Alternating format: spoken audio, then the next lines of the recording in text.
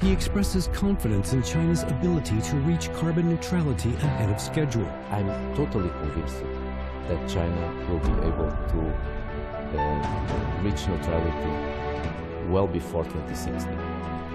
He commends China's substantial contribution to global governance. China has been playing a fundamental role in the international discussions. He acknowledges China's dedication to helping developing countries achieve shared progress. Well, China has been a key protagonist of development. Jorge Moreira da Silva, Executive Director of the United Nations Office for Project Services, speaks exclusively with Leaders Talk.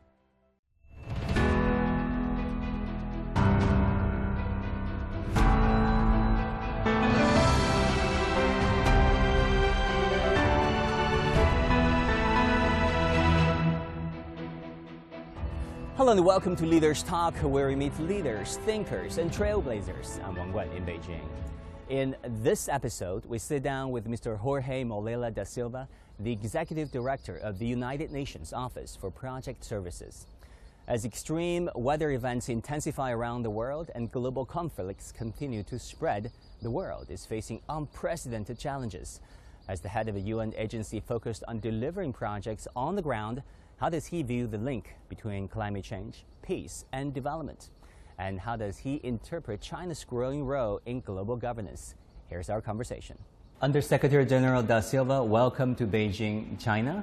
You visited China in multiple capacities as Minister for Portugal, as your capacity working for OECD, and now with UNOPS. Maybe to start with, I would like to ask you to tell us a bit about this organization to our average viewers. UNOPS, United Nations Office for Project Services. Thank you, Mr. Guan. It's a pleasure to be with you in this occasion. So UNOPS is the operational branch of the UN. So we are just doing implementation. If you compare us with other UN agencies, some of them do a fantastic job on norms, on policies, on programming, on planning. That's not our task. Our task is implementing projects on the ground. We are the engineers. We implement projects on the ground. You are engineer by training. Infrastructure, procurement, project management. We build hospitals, schools, energy facilities, renewable energy, energy transmission lines, roads. We procure medicines. So we are really on the ground, particularly with the focus supporting those most in need, the difficult places. But there are so many difficult places as we speak, and I would assume that these are distressing times. If you look at the conflict zones whereby UNOPS operate a lot, and the humanitarian relief that is needed for peacekeeping infrastructure and facilities, how do you look at the situation? How would you describe the challenges that your organization currently faces, given all the geopolitical tensions and rivalries? We are really living very difficult times. 25% of the people in the world live under conflict. We have not witnessed this proliferation of conflict since the World War II. So it's very impressive, the proliferation of conflicts and violence, and also very worried with the fact that some of these conflicts became forgotten. So it's compounded crises that are just having one crisis on the top of the other. There is a high concentration or correlation, almost correlation between conflict, fragility, and climate. In the exact same places where people are facing the impact of the floods or the droughts, the cyclones and the hurricanes, it's exactly the same places where people are under conflict and war. And therefore, we need to do more, much more, to support the people from a perspective that is prevention always, humanitarian as needed, and development wherever possible. We really need an approach, an ambitious approach on solidarity, bringing peace, bringing stability, but also fostering sustainable development. Since its founding in 1945, the United Nations has witnessed 8 decades of profound transformation. From the ashes of war emerged a global multilateral system, tested time and again, yet unwavering in its mission to uphold peace and foster development. Over the past 80 years, the UN has worked to resolve conflicts, deliver humanitarian assistance, build essential infrastructure, and advance the Sustainable Development Goals. From war-torn cities to drought-stricken lands, from makeshift hospitals to refugee camps, UN staff have brought hope to those in need. They build schools, repair hospitals, deliver medicine, and pave roads, reviving communities once reduced to rubble. Now, the UN stands at a critical crossroads, a breakdown or a breakthrough moment. As Jorge Moreira da Silva puts it, the choice has never mattered more.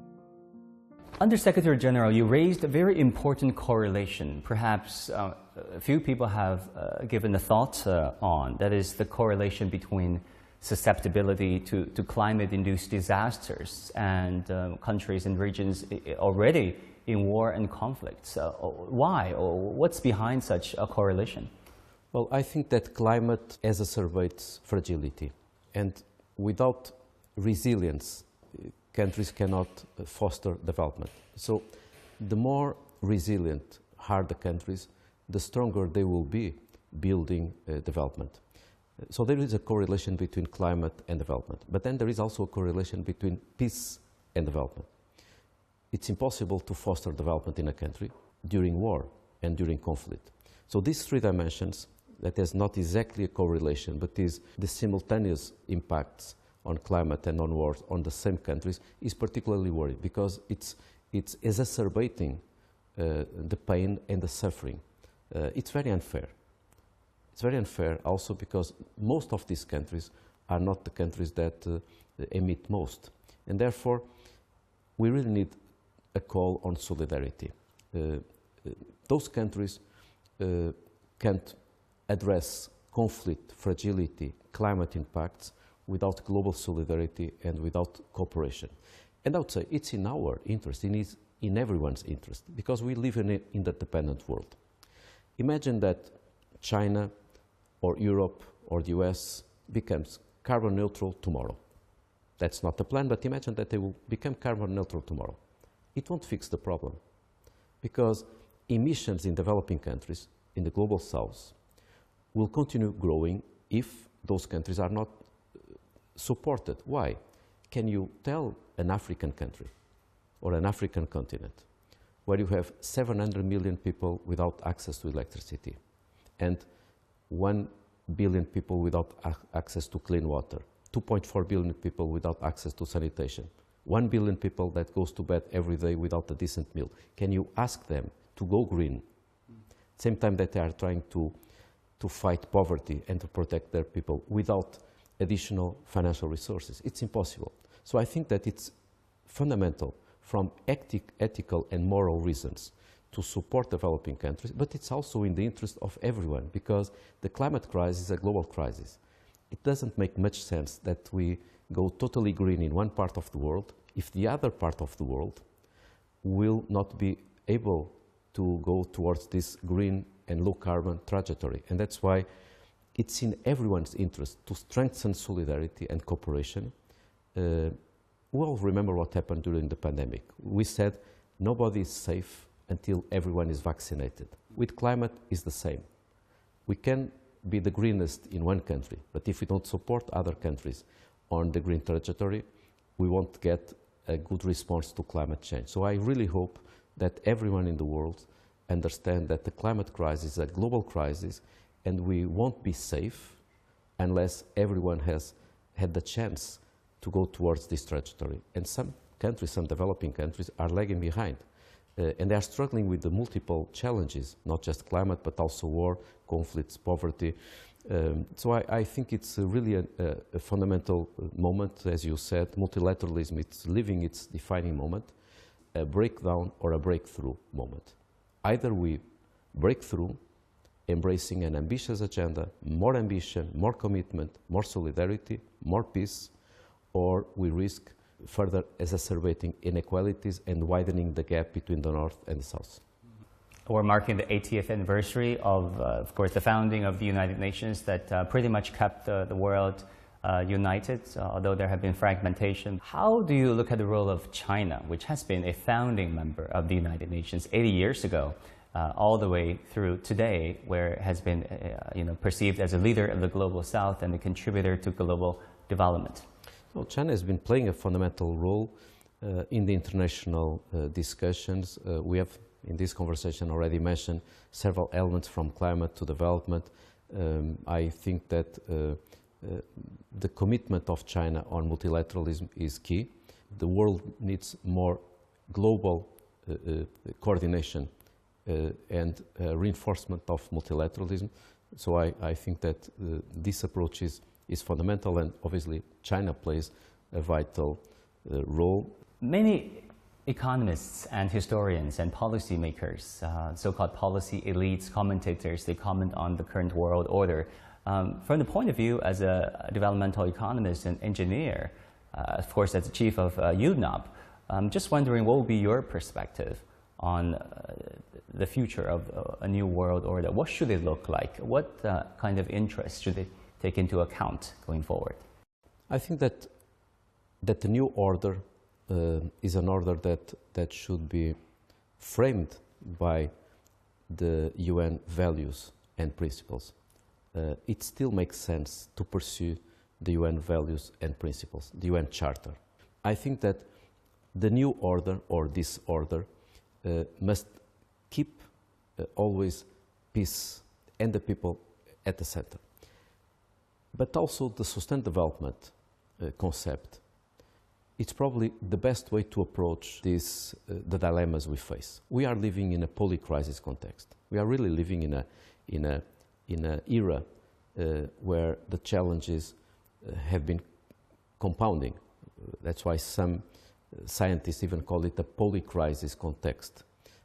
If you take a look of what has happened in the last 5 or 6 years, we see a refugee crisis, we saw a pandemic, we see climate conflicts, trade tensions, and therefore this is one crisis after the other. This is a moment where all governments, all states should provide a response where we will say the here and the now is not good enough. What I mean is the following: a response that is just about today and not thinking about the next generations. Policies that are not good enough to respond not only to the current problems, but also to the future problems, are not aligned with the needs. But also policies that are just about here and not here and there, I mean policies that are just good enough for a specific country, but will not contribute to the global development, obviously will make more difficult to establish sustainable development globally. That's why I think that UN is still a fantastic concept, because the United Nations is the United Nations. It's not the Secretariat of the United Nations. This is a members-led organization. It's not a members-managed organization. The management is the Secretariat. It's Secretary General and it's all of us leading agencies. But really, it's the political will of the countries that matter. They are the shareholders. It's a members-led organization. So what I really hope is in a moment where we are facing is essential crisis, war, conflicts, poverty, climate, I hope that all United Nations will recommit with this project of peace and development. Talking about cooperation with China, what do you hope to achieve by meeting with your Chinese counterparts and talking with relevant agencies and departments during your stay here in China this time around? Well, China has been a key protagonist of development. China has been supporting developing countries in many continents, including in Africa, partnering to support them on development. The Global Development Initiative, Belt and Road Initiative are just examples of commitment from China in partnering with developing countries. At the same time, UNOPS is partnering with developing countries, with donors, with multilateral development banks, and with other UN agencies, precisely to support developing countries on infrastructure.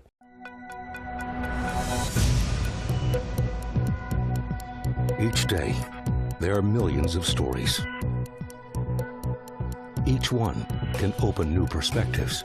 new possibilities. Wherever you look, we are there.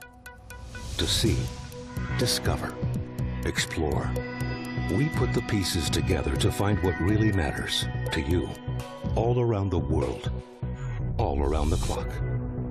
Our reporters are at home across the globe.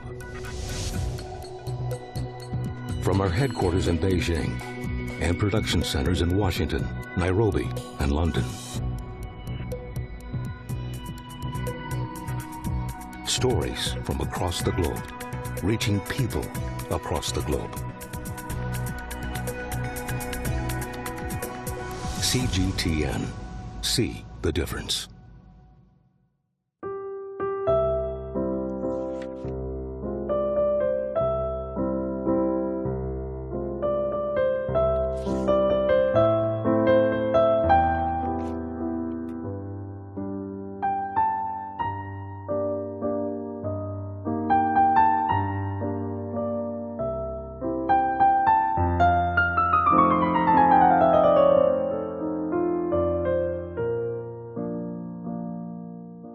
In the global fight against climate change, China is making steady strides toward its goals, peaking carbon emissions before 2030 and achieving carbon neutrality before 2060. Confronting this challenge that affects all of humanity, China champions cooperation, mutual benefit, and shared progress. While advancing its own green transition, China is also bringing certainty and hope to a world in flux. China is fast emerging as a driving force in global green development. I think that there is an important contribution that we all must provide in support of the 2030 agenda. Let's not forget the 2030 agenda is not an environmental agenda. It's a sustainable development agenda which is about economic, environmental and social dimensions, and we must address this in a moment we are off track. I think that it's important to speak the truth. Today, in 2025, only 17% of these 17 SDGs that were signed in 2015, only 17% are on track. We are in reverse mode in 30%, and 2030 is tomorrow. So we need to rescue the SDGs. At the same time, the other key pillar of the 2030 agenda was the climate agreement, the Paris Agreement. And we all agreed, all nations agreed, to commit to reduce emissions at home and to partner with other nations to help them reducing emissions in ways that will put us in a pathway to limiting the increase of temperature to 1.5 degrees. But today, if you take all the commitments from member states, we are in a path not to 1.5, but to 2.6 to 2.9 degrees. And let's not forget that 1.5 degree is not a technocratic or a political target. It's a physical limit. If we don't succeed on the 1.5 degrees, we will have massive impacts on the ecosystems, on the people, on the planet. And finally, we are off track on solidarity. Because what the numbers tell us is that developing countries are missing every year $4 trillion to implement SDGs. So we agreed on the SDGs, but developing countries are missing $4 trillion every year. We'll get in Belém do Pará, by the end of the year, COP30 on climate. And it's the moment where the world must respond. Are we fixing our national targets and our solidarity to ensure that we'll reach the 1.5 degree? Or are we pursuing in a complacent manner towards 2.9 degrees? This is the moment of truth. We have to answer to these questions. So I hope that with the China commitment on development cooperation and on climate and on the green agenda, we can all pursue towards the highest ambition. I want to recall that China has made very significant efforts on renewable energy, on electrical mobility. This shows that it is possible to go green and to generate jobs and economy. China is doing this domestically, but is also doing this in partnership with developing countries. You talk about the 1.5 degree being seriously off track. That is a very grave concern. And you also said 1.5 degree is a physical limit. I was struck by that statement. Can you elaborate on why you said that? If we go towards 2.9 degrees rather than 1.5, we will get 1.3 billion people in the world that will live in places that became deserts or under significant water stress. We'll have massive destruction of ice sheets. We'll have massive destruction of the stability of the climate. We'll have proliferation of hurricanes and cyclones. So the 1.5 degree, I insist, is a physical limit. If we cross that limit, we'll still be in this planet, but the planet will be different in terms of well-being, in terms of quality of life, in terms of health, but we can still fix it. In the last decade, investment on renewable energy has doubled. Solar and wind is now the cheapest energy in the world. Cheapest, solar and wind. Electrical mobility have been doubling or tripling every year, namely here in China, but also in Europe, also in the US. In China, it has been tripling, so going even further. It shows that the renewable energy or the electrical mobility is no longer a green agenda. It makes sense from an economic point of view. The number of jobs that can be created are massive through the green energy. The International Energy Agency says that with the energy efforts to reach neutrality by 2050, we will get a significant increase in jobs even by 2030. We will get 4 times more jobs on renewable energy. So I think that this is why I'm quite optimistic. I'm optimistic regarding the technology. I'm optimistic regarding the economics. I'm only worried with 2 dimensions: speed and solidarity. Our point is not just about the path, it's about the pace. Even when we are going the right direction, are we going fast enough? I don't think so.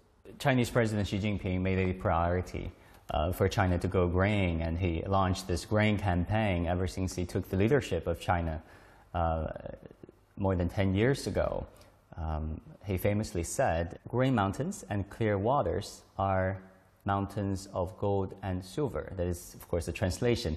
It's a metaphor of saying that a good ecology, good environment are invaluable. And since then, China really launched this nationwide campaign to go green, producing the largest number of lithium battery electric vehicles.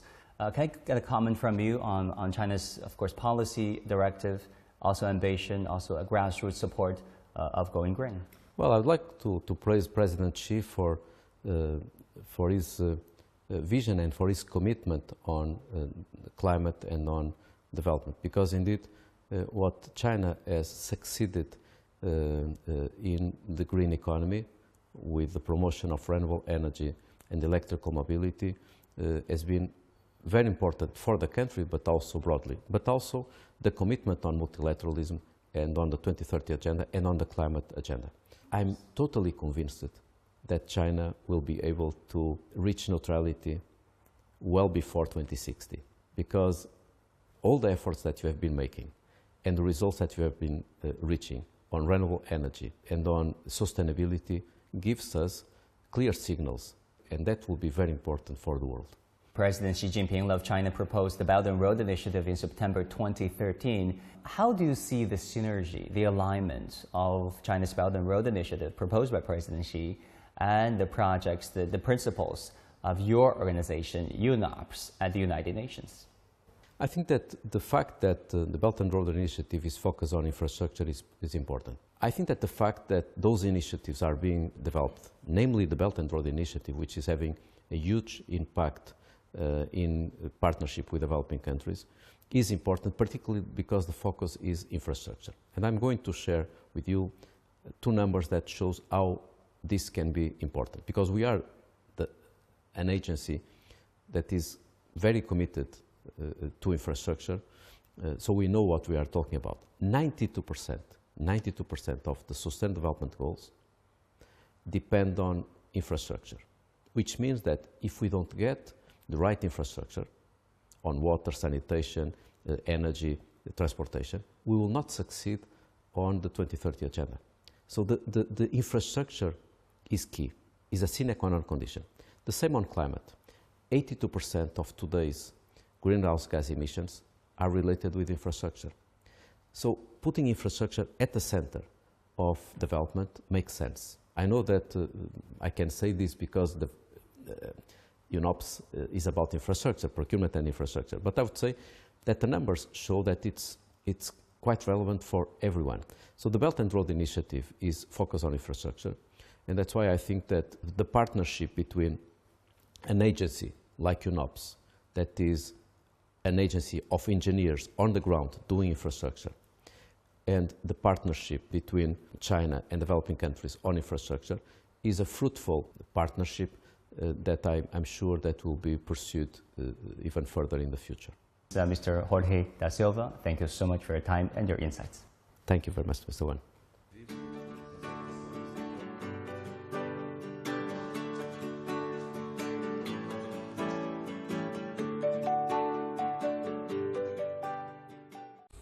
In our conversation, Mr. Da Silva spoke highly of China's efforts in sustainable development and green transition.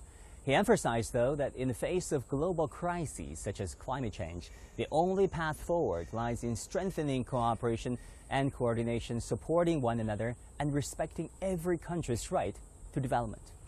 And that will do it for this edition of Leaders Talk. I'm Wang Guan in Beijing. I'll see you again next time.